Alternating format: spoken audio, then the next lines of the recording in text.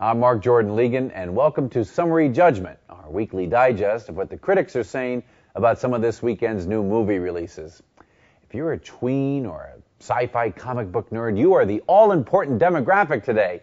As for you adults, sorry, you are so yesterday's news. But then again, it's probably the adult parent who will have to drive, or dare I say it, sit through some of these releases with their kids. Especially if your offspring are fans of the highly popular cult sensation Dragonball, which has produced graphic novels, video games, animated TV shows, so gosh darn it, why not try a live-action movie?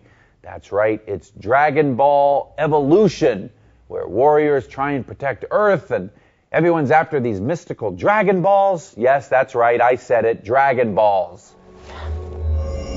It has begun.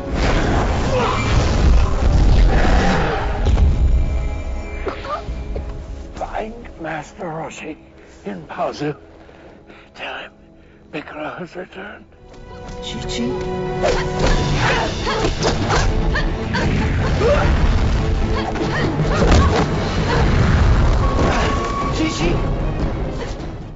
The poster's tagline shouts, "Master your destiny," which is fine since the movie couldn't master the critics. Even though Variety pats the film on the head and says a pleasing, if paint-by-the-numbers live-action makeover, the London Times snarls utter drivel, and SFX magazine sneers dull, dumb, and depressing.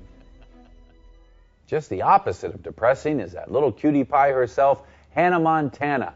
Yes, Miley Cyrus stars as Hannah Montana in the hugely successful Disney Channel TV show, which has spawned hit songs and videos and board games, lunchboxes, and maybe even a regrettable tattoo here and there. Well, this franchise itself is also coming to the big screen in Hannah Montana the movie, not to be confused with Hannah Montana the opera.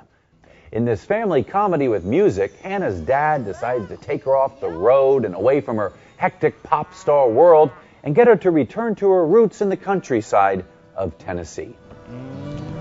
Looks like your limo's here. Yeah.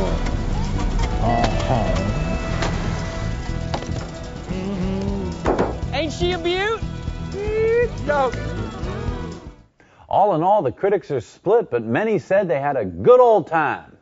The Wall Street Journal sniffs, the best that can be said of it, inoffensive. But the New York Daily News gushes, makes the big screen shift with liveliness and sense of humor impressively intact. And the New York Times finds its inner tween and shouts, just as awesome as the TV show, only bigger and prettier. Should go ask her out. Really? Hmm? Yeah. Yeah, I'm gonna do that. I'm gonna do that right now. No. Excuse me.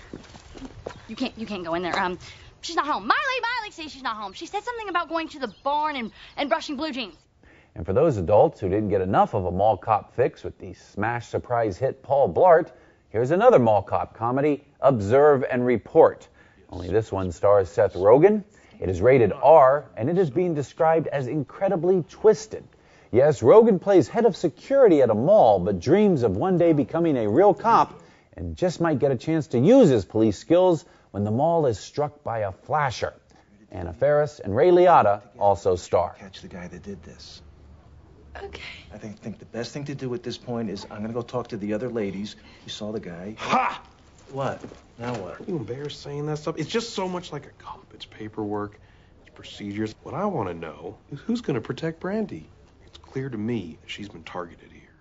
Well, more critics liked it than not, but many warn of its strange brew of comedy and violence. Like the Los Angeles Times, which complains it heaps piles of bad, crazy stuff at our feet, then walks away. There is no moral to this story, and there's not much comedy either. But Rolling Stone calls Observe and Report funny as hell, and the Philadelphia Inquirer agrees. As funny as it is sick, and it's plenty of both. So there. I plan on seeing all three movies back to back to back, dressed as my favorite Dragon Ball character while I hum my favorite Hannah Montana pop song, and then I'm going to wander a mall parking garage for hours trying to remember where I parked. Is this a great country or what?